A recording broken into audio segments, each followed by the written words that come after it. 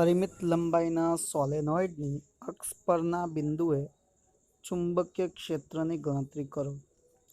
हवे आपणे एक सोलेनोइड लेवाना छे अने ए सोलेनोइडनी अक्ष पर एटले के तेनी सोलेनोइडनी आ अक्ष छे। आ सोलेनोइडना अक्षनी उपर कोई एक अंतरे आवेला कोई बिंदु पर उद्भवता चुंबकीय क्षेत्रનું सूत्र शोधो। सूत्र शोधवानुं छे। ए माटे आपणे आकृतिमां दर्शाव्या मुजब सोलेनोइड एकम लंबाई दीठ एन आटा धरावे छे। धारो के सोलेनोइडनी लंबाई 12 अने त्रिज्या ए छे। तो सोलेनोइडना केंद्र ओ थी स्मॉल आर अंतरे आवेला पी बिंदु पासे अक्षीय क्षेत्र शोधवुं छे। आपणे जोई शकीए छीए अहींया ओ बिंदु छे। ओ बिंदुथी एक्स जेटला अंतरे कोई एक बिंदु पी आवेलो छे। आ पी बिंदु सोलेनोइडना केंद्रथी एक्स अंतरे डीएक्स लंबाईनो वर्तुळाकार खंड ध्यानमां लो। सोलेनोइडनी एकम लंबाई दीठ आंतानी संख्या स्मॉल एल इंटू डीएक्स होय कि N is equals to N into L. एलनी जग्याए डीएक्स लईए छे। तो सोलेनोइडमांथी आई विद्युत प्रवाह वहे तेथी एन आटा माटे गूंचवणानी अक्ष पर चुंबकीय क्षेत्रનું समीकरणનું मूल्य કેટલું થાય? तो चालो डीएक्स लंबाईनी આપણે વાત કરીએ।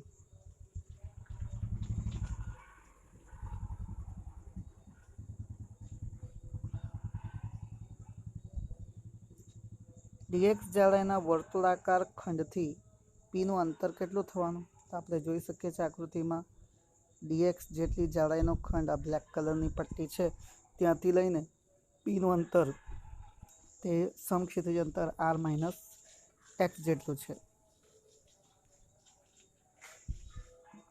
तो આપણે કિંમત મૂકીએ। ચુંબકીય ક્ષેત્રનું સૂત્ર છે B equal to mu 0 NI A square by 2 into આપણે લખેલું હતું X square plus A square. तो અહીંયા एक्स की किंमत કેટલી છે? आर माइनस एक्स નો square plus A square raise to 3/2।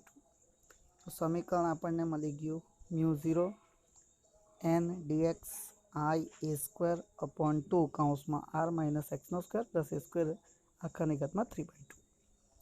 जो આપણે એનું સંકલન કરીએ માઇનસ એલ થી પ્લસ એલ સુધીના સંકલનમાં એટલે કે અંતરાલમાં, કેમ કે આ જે આપણે શોધેલું છે તે સૂક્ષ્મ ચુંબકીય ક્ષેત્ર છે ડીબી છે। આ આપણે ડીબીનું સંકલન કરીએ તો બી થાય।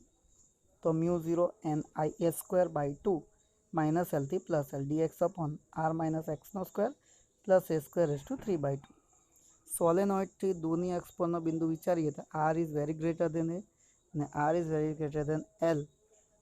तेथी छेदमां आवेल पद आश्रे આપણે આમ લખી શકીએ R minus X square plus A square raise to 3/2। એમાં એ ને આપણે અવગણી શકીએ, एक्सने આપણે અવગણી શકીએ તો બને સમીકરણ આર ક્યુબ। તો આપણે આર ક્યુબ લખીએ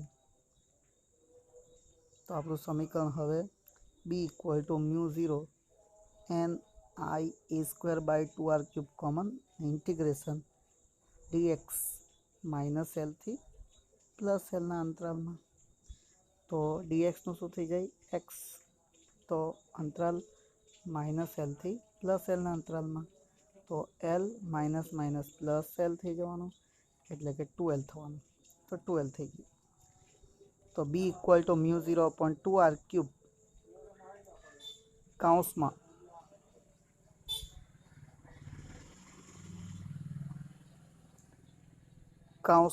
n into 12 I A square n into 12 into अगर આપણે પાઈ વડે ઉપર નીચે મલ્ટીપ્લાય કરીએ તો પાઈ એ સ્ક્વેર એનો ક્ષેત્રફળ થઈ જશે। તો હવે લખાશે B equal to mu 0 upon 2 R cube N I A upon pi. तो આપણી પાસે ए बिंदु परनु चुंबकीय क्षेत्र B A is equals to mu 0 upon twice pi M upon R cube पर थी 2μ0/4πm/r³ થાય છે. સોલેનોઇડની અક્ષ પર ચુંબકીય ક્ષેત્રનું સૂત્ર છે. આ ચુંબકીય ક્ષેત્ર ગજ્જા ચુંબકની અક્ષ પર મળતા ચુંબકીય ક્ષેત્ર જેવું જ છે. આમ એક ગજ્ય ચુંબક અને સોલેનોઇડ સમાન ચુંબકીય ક્ષેત્ર ઉત્પન્ન કરે છે. નોંધી લો.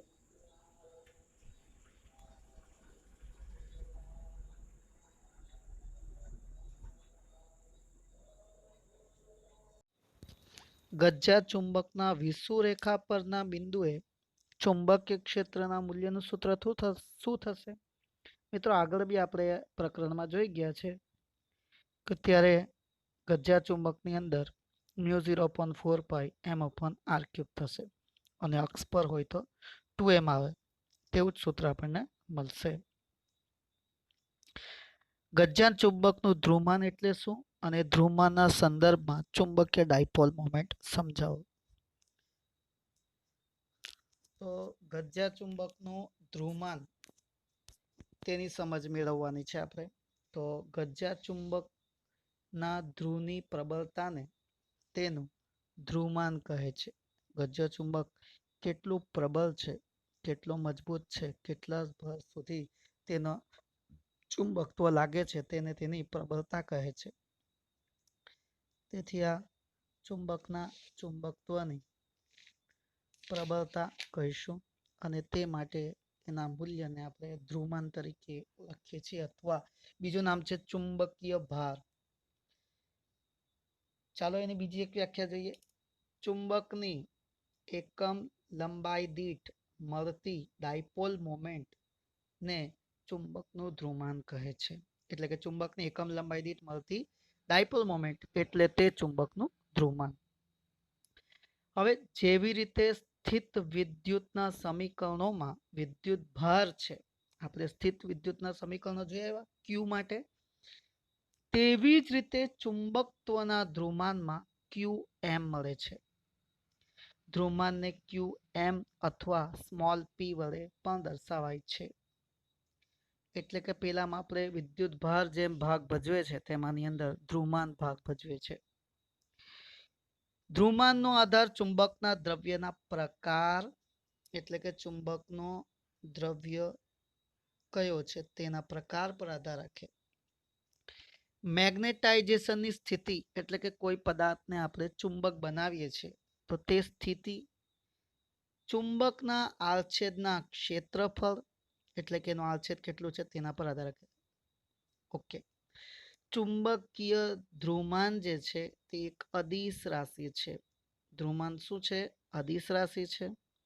અને જેમ આપણે જોઈ ગયા છે તે જ રીતે એનો એકમ એમ્પિયર ઇન્ટુ મીટર થશે. ગજ્જા ચુંબકની લંબાઈ દીઠ અને તેનું ધ્રુવમાન QM કહે છે. ચાલો એને વ્યાખ્યાયિત કરવા માટે આપણે જોઈએ. જેમ આપણે ડાયપોલ મોમેન્ટની અંદર જોઈ ગયા છે કે કોઈ પદાર્થની ડાયપોલ મોમેન્ટ એટલે P બરાબર 2a ઇન્ટુ Q થાય. તો જ્યાં પેલો Q વિદ્યુત ભાગ ભજવે છે તેવી રીતના અહીંયા QM છે. તો અહીંયા આપણે એવું જ સૂત્ર લેવાના છે. ત્યાં આપણે 2a કે 2l કહેતા તેવું જ અહીંયા ચુંબકીય dipole moment M is equals two QM into 2l. તો QM બરાબર આપણે M/2l લખીએ છીએ. એકમ લંબાઈ દીઠ ચુંબકીય ડાયપોલ મોમેન્ટને તેનું ચુંબકીય ધ્રુવમાન કહે છે. હવે ચુંબકીય ડાયપોલ મોમેન્ટની દિશા S થી N તરફ હોય છે. તેથી તેનો એકમ એટલે કે ચુંબકીય ધ્રુવમાન સદિશ રાશિ છે. ચુંબકીય ડાયપોલ મોમેન્ટ સદિશ રાશિ છે અને ચુંબકીય ધ્રુવમાન અદિશ રાશિ છે. તો ચુંબકીય ડાયપોલ મોમેન્ટનો એકમ શું હતો? Ampere into metre square. ચાલો તો તે જ રીતે આપણે જો એને ચુંબકીય ધ્રુવમાનને સૂત્ર કરતા કરીએ તો QM બરાબર FF/BB થાય. જો આપણે એકમ એટલે કે એકમ ચુંબકીય ક્ષેત્ર દીઠ લાગતા બળને વ્યાખ્યાયિત કરીએ તો તે ધ્રુવમાન કહેવાશે. આમ FM is equals two QM into B થાય છે. જેમ આપણે ચુંબકીય વિદ્યુત ક્ષેત્રમાં જોઈ આવેલા F is equals two Q into E. Right. તો તેવી જ રીતે તેવો જ સૂત્ર છે અહીંયા જુઓ એના જ જેવો. એફએમ એટલે કે ચુંબકીય બળ એફએમ બરાબર ક્યુએમ ઇન્ટુ બી, એટલે કે વિદ્યુત ભારનું વિદ્યુત ક્ષેત્ર ઈ બરાબર કે ક્યુ અપોન આર સ્ક્વેર. તેવી જ રીતે ચુંબકીય ધ્રુવમાન ક્યુએમ બરાબર B equal to mu 0 upon 4 pi Q M into Q M upon R square. આ બી પહેલા જ જેવું છે. અહીં શું કરેલું છે, આપણે કે ની કિંમત નથી મૂકેલી. બાકી અગર કે ની કિંમત લખીએ તો ઈ બરાબર આપણે બી તો આમ લખી શકીએ ને, 1/4 પાઈ એપ્સિલોન 0 ઇન્ટુ ક્યુ અપોન આર સ્ક્વેર. જ્યારે આના માટે આપણે લખીએ છીએ ચુંબકીય ક્ષેત્ર માટે મ્યુ 0 અપોન 4 પાઈ, અહીંયા લખે છે 1/4 પાઈ એપ્સિલોન 0 સાથે છે, અહીંયા છે મ્યુ 0 અપોન 4 પાઈ. બાકીનું તો જુઓ, જે આની અંદર ક્યુ તેવું અહીંયા ક્યુ એમ, તો સેમ જ જેવા સૂત્ર થઈ જાય છે બંને. તો મિત્રો ખાસ યાદ રાખવાનું છે, આપણી પાસે આ એક રાશિ નવી આવેલ છે તો એના વિશે આપણને એટલું ખબર હોવું જોઈએ. ચાલો નેક્સ્ટ જોઈએ. સમાન ચુંબકીય ક્ષેત્રમાં ચુંબકીય સોય પર લાગતા ટોર્કનું સૂત્ર મેળવવાનું છે. હવે જેમ આપણે નિયમિત વિદ્યુત ક્ષેત્રની અંદર બી જે આવેલા છે તેવી રીતના હવે ચુંબકીય ક્ષેત્રની અંદર એક એટલે કે ચુંબકીય ક્ષેત્રમાં એક ચુંબકીય સોય મૂકીએ છીએ. વિદ્યુત ક્ષેત્રમાં વિદ્યુત ડાયપોલ જેવું, તેવી રીતના ચુંબકીય ક્ષેત્રમાં ચુંબકીય સોય મૂકીને જોઈ રહ્યા છીએ. તો એના માટે એમ જેટલી ચુંબકીય ડાયપોલ મોમેન્ટ ચુંબકીય ચાકમાત્રા ધરાવતી ચુંબકીય સોયને સમાન ચુંબકીય ક્ષેત્રની તીવ્રતા બીમાં આકૃતિમાં દર્શાવ્યા મુજબ ગોઠવેલી છે. આપણે આ રીતે એને ગોઠવેલી છે અને જુઓ કે ચુંબકીય ક્ષેત્ર જે છે તે સમાન છે, નિયમિત છે. અહીં આટાની સંખ્યા એટલે ચુંબકીય લંબાઈ 12 જેટલી છે અને ધ્રુવમાન QM છે. તો ચુંબકીય ડાયપોલ મોમેન્ટનું સૂત્ર થઈ ગયું M is equals two QM into 12. હવે અહીંયા ત્રિકોણ NDS જોઈ શકીએ છીએ આકૃતિમાં. NDSમાં ND બરાબર કેટલા થઈ જશે, 12 sin થીટા. કઈ રીતે, તો આપણે જો ખૂણાની સામેની બાજુની ગણતરી કરીએ તો આ સામેની બાજુ છે, તો આ જે લંબાઈ છે તે 12 છે અને આ જે છે તે આપણો ખૂણો છે અને આ અંતર જે આપણે શોધવો છે સામેની બાજુ, આ અંતર ND આપણે શોધવો છે. તો ND બરાબર શું થઈ જશે, જો sin થીટા લઉં તો sin થીટા બરાબર, જો આને x કહું ND ને, તો x અપોન 12 થાય. તો x બરાબર કેટલા થઈ જવાના, તો x બરાબર થશે 12 sin થીટા. તો અહીંયા લખી દીધું આપણે 12 sin થીટા. હવે S ધ્રુવ પર લાગતું બળ Fs is equals to minus QM into B. બરાબર, S ધ્રુવ માટે માઇનસ QM લીધેલું છે, N ધ્રુવ માટે પ્લસ QM લીધેલું છે. તો Fs બરાબર માઇનસ QM ઇન્ટુ બી અને Fn બરાબર QM ઇન્ટુ બી. હવે આપણે બળ યુગ્મની ચાકમાત્રા, જેમ આપણે આગળ બી બળ યુગ્મની ચાકમાત્રા માટે બે ટોર્કનો સરવાળો કરે ટો વત્તા ટો 1 વત્તા ટો 2, ટો બરાબર ટો 1 વત્તા ટો 2 કરે, તેવી રીતના અહીંયા બી આપણે બંનેના સરવાળો જ કરવાના છે. તો પહેલે આપણે ચુંબકીય ડાયપોલ મોમેન્ટને લીધે પહેલો ટોર્ક ગણીએ તો tau is equal to QMB into ND. ND એટલે 12 sin theta, 12 B sin theta એટલે કે MB sin થીટા.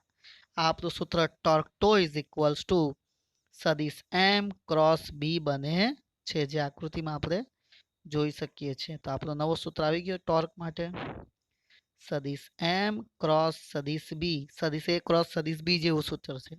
તો લખા છે ટોર્ક ટો સદિશ બરાબર MB sin theta n cap, અને જો મૂલ્ય સ્વરૂપે લખીએ માના કરી દઈએ તો n કેપ નીકળી જાય, તો બચે ખાલી MB sin થીટા. ચાલો તો નોંધી લેશું. હવે સમાન ચુંબકીય ક્ષેત્રમાં રાખેલ ચુંબકીય સોય પરના ટોર્કનું સમીકરણ લખી, એટલે આપણે પહેલા તો સમીકરણ લખી દેવાનું છે અને પછી તેના પરથી આવર્તકાળનું સમીકરણ T બરાબર twice pi under root of I upon MB મેળવવાનું છે. ચાલો તો આગલી થિયરીમાં જે આપણે સમીકરણ મેળવેલું છે સદિશ tau is equals to M cross B તે લખી દેવાનું છે. આકૃતિ બીમાં તીવ્રતાવાળા સમાન ચુંબકીય ક્ષેત્ર સાથે થીટા કોણ બનાવે તે રીતે ચુંબકીય સોય મૂકી છે, તેની ડાયપોલ મોમેન્ટ સદિશ M છે. હવે આ ચુંબકીય ક્ષેત્રની અંદર બે ધ્રુવો એન અને એસ પર લાગતા બળો વડે તેના પર લાગતું ટોર્ક લાગે છે એટલે કે ટોર્ક બને છે. તો ક્યુએમ ધ્રુવમાનથી આર અંતરે ચુંબકીય ક્ષેત્રની તીવ્રતા કેટલી થઈ જાય? Q M upon 4 pi into R square. તો ઈ બરાબર Q upon 4 pi R square જેટલું છે વિદ્યુત ક્ષેત્ર. તો વિદ્યુત ક્ષેત્રના એટલે કે વિદ્યુત ડાયપોલની લીધે લાગતું ટોર્કનું સૂત્ર સદિશ ટો ઇઝ ઇક્વલ ટુ સદિશ પી ક્રોસ સદિશ ઈ થાય. તે તો આપણે જાણીએ છીએ સદિશ પી ક્રોસ ઈ થાય. તેવી જ રીતે ચુંબકત્વના માટે લાગતું torque tau is equal to M cross B થાય, જે આપણે લખી દીધું છે. પહેલો સવાલ. હવે ટો ઇઝ ઇક્વલ ટુ ટોનું મૂલ્ય લખીએ એટલે કે ટોર્કનું મૂલ્ય એમ બી સાઇન થીટા, સમીકરણ નંબર 1. હવે 11મા ધોરણમાં આપણે ટોર્કનું એક સૂત્ર શોધી આવેલા છે કે સદિશ એટલે કે torque tau is equal two I alpha થાય છે. તો આપણે અહીં ટોર્કની જગ્યાએ આઈ આલ્ફા લખશું. તો આઈ આલ્ફા લખેલ છે. તો આઈ આલ્ફા લખીએ તો અહીંયા શું થશે? Minus M B sine theta. કેમ? ટોર્ક એ પુનઃસ્થાપક બળ છે એટલે પુનઃસ્થાપક ટોર્ક છે એટલે minus M B sine theta લખેલ છે. હવે આલ્ફા એટલે તો શું થાય? આલ્ફાનો અર્થ થાય D square theta by D T square minus M B sine theta. ઋણ ચિહ્ન તો દર્શાવે છે કે પુનઃસ્થાપક ટોર્ક આવર્ત કરતા ટોર્કની વિરુદ્ધ દિશામાં હોય છે. હવે જો સાઇન થીટાને નિયરલી ઇક્વલ ટુ થીટા લઈએ એટલે કે સાઇન થીટા આમ આપણે જોવા જઈએ તો આ ઘણી વખતે પ્રશ્ન બધાને મૂંઝવતો હોય કે સાઇન થીટાની જગ્યાએ થીટા કઈ રીતે, તો તેને વ્યાખ્યાયિત કરો થોડું. આ ખૂણો છે મિત્રો. તો આપણે લખીએ છીએ ખૂણા માટે ચાપ ભાગ્યા ત્રિજ્યા. તો સાઇન થીટા માટે બી તે જ લખીએ છીએ સામેની બાજુ છેદમાં કર્ણ. તો જો આ બંને જો સરખા જ હોય તો આપણે લખી શકીએ, જો બંને સેમ હોય તો આપણે લખી શકીએ કે જો થીટા ખૂબ નાનો હોય એટલે કે આ ખૂણો જે છે અહીંયાથી શરૂ કરીને અહીંયા જ લઈ તો આ બંને જે છે સરખા જ થવાના. તો ત્યારે તેવી કન્ડિશનમાં સાઇન થીટા એ બરાબર થીટા જ થઈ. આપણે થીટા લખેલ છે. હવે D square theta by D T square આઈને પેલી બાજુ લઈ લઈએ તો minus M B upon I theta થશે. આ સમીકરણ દર્શાવે છે કે D square X upon D T square બરાબર માઇનસ ઓમેગા સ્ક્વેર એક્સને સમતુલ્ય છે. તો અહીંયા ઓમેગા સ્ક્વેર જે છે તે ઓમેગા સ્ક્વેર કોને સમતુલ્ય થઈ ગયો? એમ બી અપોન આઈને. ખ્યાલ આવ્યું કે આમાં? ઓકે. તો ઓમેગા બરાબર એમ બી અપોન આઈ રૂટમાં થઈ જશે. ઓમેગા એટલે આપણે લખી શકીએ twice pi upon T root M B upon I. તો ટીને સૂત્ર કરતા કરું તો twice pi under root of I upon M B થશે કે જ્યાં B is equal to 4 pi square I upon M T square થાય.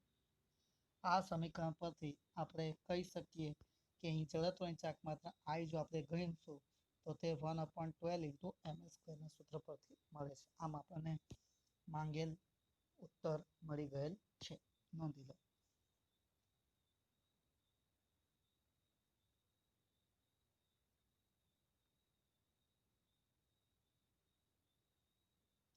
સમાન ચુંબકીય ક્ષેત્રમાં ગજિયા ચુંબકની સ્થિતિ ઊર્જાનું સમીકરણ મેળવીને ખાસ કિસ્સા ચર્ચો. સિમ્પલ ક્વેશ્ચન છે. આપણે ટોર્ક મેળવ્યું, ટોર્ક પછી આપણે એની આવર્તકાળનું સૂત્ર મેળવ્યું. હવે આપણે ઉર્જાનું સૂત્ર મેળવવાના છે. તે જ રીતે તો ઉર્જાનું સૂત્ર મેળવવા માટે આપણે ટોર્કનું જે સૂત્ર છે એમ બી સાઇન થીટા તેનું સંકલન કરીએ તો માઇનસ એમ બી કોસ થીટા થશે એટલે ઉર્જા યુ બરાબર માઇનસ એમ સદિશ ડોટ સદિશ બી થશે. આ બંને માટે જો કિસ્સાની ચર્ચા કરીએ તો જો થીટા રચતું હોય તો થીટા બરાબર એટલે કે જો થીટા શૂન્ય થીટા ઇક્વલ ટુ 0 લઈએ cos 0 is 1 તો યુની કિંમત માઇનસ એમ બી થાય. જો 180 રચે તો યુ બરાબર કેમ કે થીટા જો આપણે 180 કરશું તો cos 180 ઇઝ ઇક્વલ ટુ -1 થાય તો માઇનસ માઇનસ પ્લસ થઈ જશે તો પ્લસ એમ બી થઈ જશે. હવે જો લંબ રૂપિયો હોય તો બધાને ખબર છે cos 90 0 થાય તો સ્થિતિ ઉર્જા બી 0 થાય છે. દાખલાઓમાં આપણને એની ખાસ જરૂર પડવાની છે તો નોંધી લો.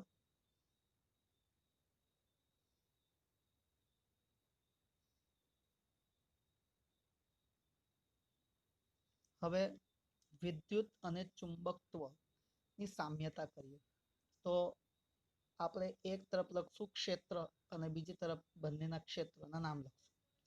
જેમ કે પહેલું આપણે લખીએ ક્ષેત્ર, તો વિદ્યુત માટે વિદ્યુત ક્ષેત્ર અને ચુંબકીય માટે ચુંબકીય ક્ષેત્ર સદિશ બી, આના માટે સદિશ ઈ. ધ્રુવની પ્રબળતા, તો આપણે લખશું આની અંદર કોણ ખાસ કેરેક્ટર છે, તો વિદ્યુત ભારને લીધે એના ધ્રુવની પ્રબળતા બને છે. તો આની અંદર ધ્રુવમાનને લીધે તેની પ્રબળતા બને છે. Next dipole moment. Dipole moment કઈ છે, તો આની વિદ્યુત dipole moment P is equals two Q into 2a અને આની ચુંબકીય ડાયપોલ મોમેન્ટ M બરાબર QM ઇન્ટુ 2L. તે જ રીતે અચળાંકની વાત કરીએ તો આનો અચળાંક K એટલે કે 1/4 પાઈ એપ્સિલોન 0 અને આનો અચળાંક મ્યુ 0/4 પાઈ થાય.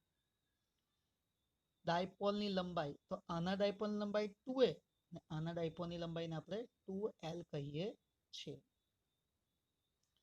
ડાયપોલ મોમેન્ટની દિશા, તો વિદ્યુત ડાયપોલની વાત કરીએ તો આપણને ખબર છે દ્વિધ્રુવીની જે આપણે વાત કરેલી છે તેમાં તે ઋણ ધ્રુવથી -Q થી +Q સુધીની હોય છે. જ્યારે આની અંદર ઉલટું, આની અંદર દક્ષિણ ધ્રુવથી ઉત્તર તરફ હોય, S થી N તરફ એની દિશા હોય છે. તો આ મિત્રો ખૂબ અગત્યની થિયરી છે. સમજ ખાતર આપણે આટલું તો જાણવું જ જોઈએ, નોંધી લો.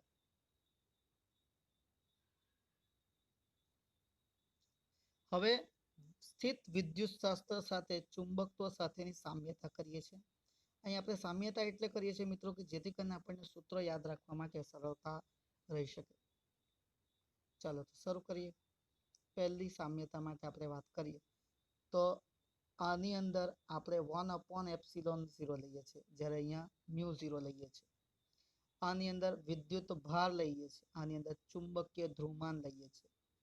આમાં વિદ્યુત ડાયપોલ મોમેન્ટ P બરાબર 2a ઇન્ટુ Q થાય છે. આની અંદર ચુંબકીય ડાયપોલ મોમેન્ટ M બરાબર 2L ઇન્ટુ QM થાય છે. બે વિદ્યુત ભાર વચ્ચે લાગતું વિદ્યુત બળ Fe બરાબર 1/4 પાઈ એપ્સિલોન 0 Q1 Q2/r² લખીએ છીએ. જ્યારે ચુંબકીય ડાયપોલ ચુંબકત્વની અંદર બે ચુંબકીય ધ્રુવો વચ્ચે લાગતું ચુંબકીય બળ એટલે N અને S વચ્ચે, S અને N વચ્ચે, N અને N વચ્ચે અપાકર્ષણ, S અને S વચ્ચે અપાકર્ષણ, તે આનું સૂત્ર બનશે F equal to mu 0/4 pi QM1 QM2/r². વિદ્યુત ડાયપોલની અક્ષ પર વિદ્યુત ક્ષેત્ર E બરાબર 2p/4 પાઈ એપ્સિલોન 0 ઇન્ટુ r². આપણે આને આમ બી લખીએ છીએ K ઇન્ટુ 2p/r³ અને આના માટે આપણે લખશું ગજ્યા ચુંબક માટે ચુંબકીય અક્ષનું સૂત્ર મ્યુ 0/4 પાઈ 2m/r³. એટલું યાદ રાખવાનું કે આની અંદર 2 ગણું થઈ જાય x પર અને વિષુવરેખા પર 1 ગણું એટલે કે 1 m ની જગ્યાએ 2m ની જગ્યાએ 1 આવી જાય, તો અહીંયા 2p ની જગ્યાએ p આવી જાય અને માઇનસ આવી જાય. ચાલો તો એનું વિદ્યુત ક્ષેત્રના માટે વિદ્યુત ક્ષેત્ર, તો વિષુવરેખા પર વિદ્યુત ક્ષેત્ર E બરાબર -kp/r³ કહીએ છીએ આપણે.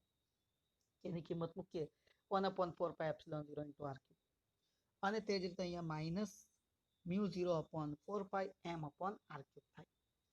ચાલો ટોર્કની વાત કરીએ તો ટોર્ક તો ઇઝ ઇક્વલ્સ ટુ P સદિશ ક્રોસ સદિશ E, જ્યારે અહીંયા M સદિશ ક્રોસ સદિશ E થાય.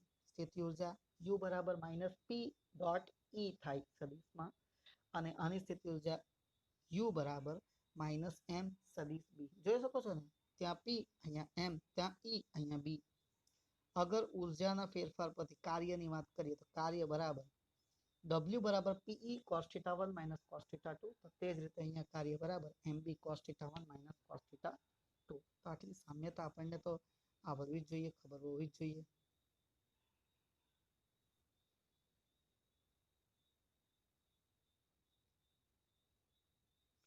ચુંબકત્વ માટે ગાઉસના નિયમની વાત કરીએ છીએ આપણે. તો આકૃતિમાં દર્શાવ્યા પ્રમાણે બંધ પૃષ્ઠ S ધ્યાનમાં લો. આ પૃષ્ઠને બી તીવ્રતાવાળા ચુંબકીય ક્ષેત્રમાં રાખેલ છે. આ પૃષ્ઠ સાથે સંકળાયેલું ફ્લક્સ કેટલું થશે તે આપણે શોધવાનું છે. તો આપણે આ એક પૃષ્ઠ લીધું જેમ આપણે પેલા ગૌસના નિયમમાં લીધેલ છે તે પ્રમાણે ચુંબકત્વ માટે બી ગૌસના નિયમમાં મેળવવાનું છે. પૃષ્ઠ S ને અનેક નાના ખંડમાં વિભાગેલું કલ્પો. આવો એક ખંડ ડેલ્ટા S છે અને તેની સાથે સંકળાયેલું ચુંબકીય ક્ષેત્ર બી છે. આ ખંડનું ચુંબકીય flux delta phi B is equal to સદિશ બી ડોટ ડેલ્ટા S થશે. તો કુલ ફ્લક્સ સિગ્મા ફાઈ તો સિગ્મા બી ડોટ ડીએસ કેટલો થઈ જશે 0. ક્લોઝ ઇન્ટરવલ લીધું ને તો ક્લોઝ ઇન્ટરવલ માટે એ શૂન્ય થશે. આમ બંધ પૃષ્ઠ જેટલી ચુંબકીય ક્ષેત્ર રેખાઓ દાખલ થાય છે તેટલી જ ક્ષેત્ર રેખાઓ બહાર નીકળે છે. તેથી પૃષ્ઠ માટે સંકળાયેલ કુલ ફ્લક્સ 0 થઈ જવાનું. આમ સમીકરણ 1 એ A ઇન્ટુ એટલે કે બધા ઓલ માટે શબ્દનો અર્થ બધા જ ક્ષેત્રફળ માટે ડેલ્ટા એસ લઈએ તો ચુંબકત્વ માટે તેનું મૂલ્ય શૂન્ય થાય છે ફ્લક્સનું. તો આના પરથી આપણે એક જેમ આપણે ગૌસનો નિયમ વિદ્યુત ક્ષેત્ર માટે લીધું હતું તે ચુંબકીય ક્ષેત્ર માટે શું થશે તો તે થશે કોઈ પણ બંધ પૃષ્ઠમાંથી પસાર થતું પરિણામી ચુંબકીય ફ્લક્સ શૂન્ય હોય છે. એટલે કે phi is equals to B dot ds બરાબર 0 થાય છે. આ સમીકરણને પણ આપણે ગૌસના નિયમ તરીકે ઓળખીએ છીએ. તો નોંધી લો.